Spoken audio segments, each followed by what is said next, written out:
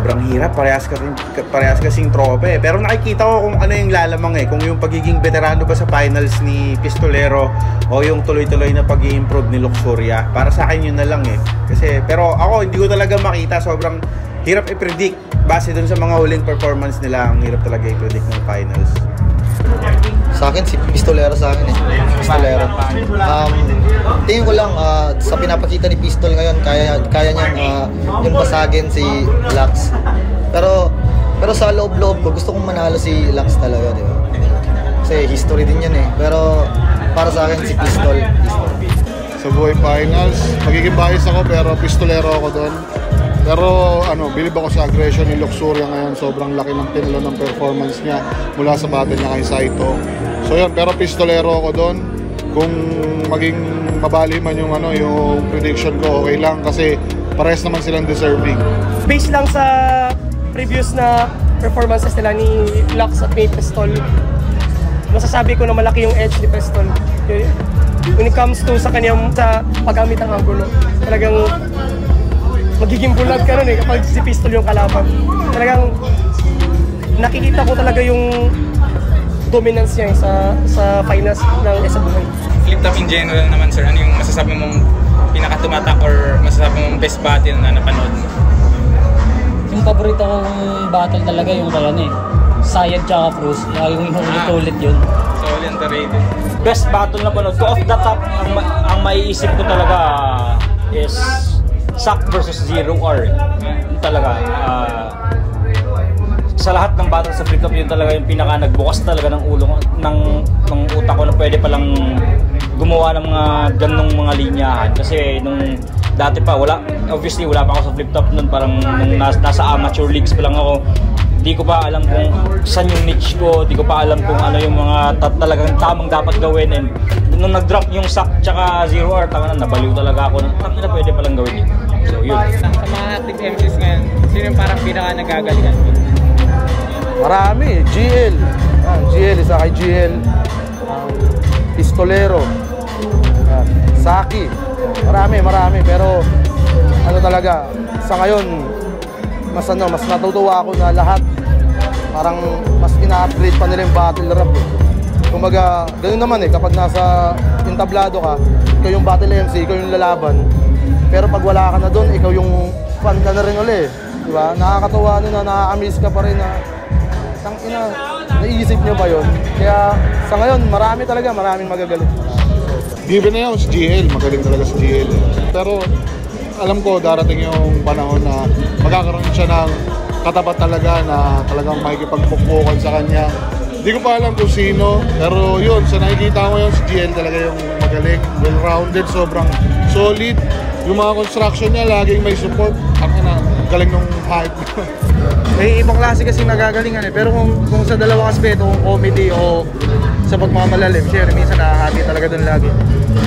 Doon ako sa kay GL, pero hindi lang naman siya puro pagmamalalim, meron din mga thought na minsan nagpapatawa siya. Tapos sa kabilang banda naman si Manda Baliw, ayun yung dalawa na mga trinity. Solid. Bukod sa akin, mga active, pinaka nakikita kong well-rounded talaga ngayon, Pistolero. Comedy, bars, entertaining siya sa crowd, tsaka yung rebuttals niya, yun. Siyempre na-experience ko, tinalo niya ako ng finals eh, kaya yun, Pistolero ang nakikita kong pinaka well-rounded ngayon, tsaka in prime siya eh. Yun. Medyo marami-rami to. GL, siyempre GL, hindi mawawala si GL sa listahan. Alam ko ito bago pa, pero hoping ako na talagang magdedire-diretso talaga. Manda Baliw, yan, siyempre si Manda Baliw. Lip Crab, siyempre. Poison 13, ayun, Poison 13. Si Class G, siyempre. Although wala siya sa flip top, yan, si Class G. Actually marami. Kung kasama ba Motus? Kung kasama yung Motus Battle League tsaka yung ibang liga, marami. Sila Charisma, si Tulala, si Antonin, si 30, si Apollo. Basta marami pa eh.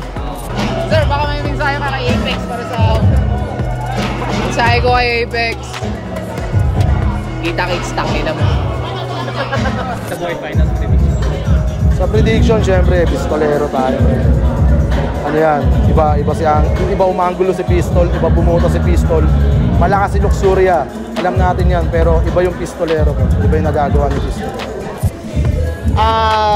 Depende kay Lux. Para sa akin, lamang na lamang talaga si Pistol.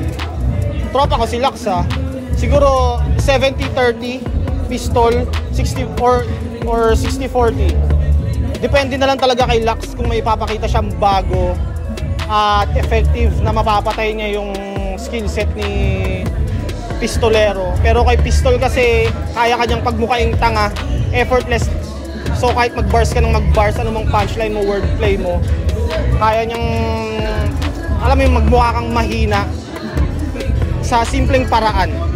Yun yung skill set talaga ni Pistol Both sa rebuttal, syempre. So yun yung prediction ko. Wala akong pero sa numbers, feeling ko is either 70-30 Pistol or 60-40. Pero hindi ko sinasabing walang chance si Luxuria. Malaki rin ang chance niya kasi kita nyo naman laki ng improvement ni Luxuria. Pero yun nga yung tansya ko So, may the best MC win. Sa buhay finals prediction, syempre ako rooting ako kay Pistol. Hindi naman ako magpapaligoy-ligoy pa. Rooting ako para kay Pistol. Actually, rooting ako sa 3GS na finals ulit. Pero since pinatunayan ni Lux na parang walang 3GS na finals ulit niya. So, siguro para sa akin, deserve talaga ni Lux kung nasan siya ngayon. Kung kung nasang position siya ngayon, which is yung finals na deserve niya yun. Pero sa akin, kung pipiliin ako, syempre, rooting ako kay Pistol. Pero kahit anong mangyari, good luck pa rin sa kanilang dalawa. Sigurado ako solid yung finals.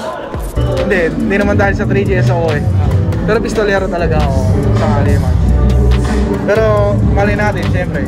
Hindi pa rin natin matatadya si Luxuria. Pala, Stay Rebel Clothing, search nyo lang sa Facebook, Stay Rebel Clothing, tapos Instagram, or rekta kayo sa akin, Marvin Arias, yun.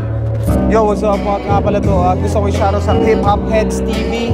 Supportahan nyo yan para sa iba't ibang klaseng content. Yo, ako nga pala si Creepy at shoutouts nga pala sa Hip Hop Heads TV. Pakinggan natin yung mga napakalulupit nilang content tungkol sa flip-top, tungkol sa hip-hop. Napakasolid nila. Subscribe kayo dyan mga tol. Yeah, peace! Yo, MSEC nga pala, shoutout sa Hip Hop Heads TV. Yan, patuloy lang sa paggawa ng mga matatalinong content mga tol. At yun, congrats at more power pa sa inyo lahat.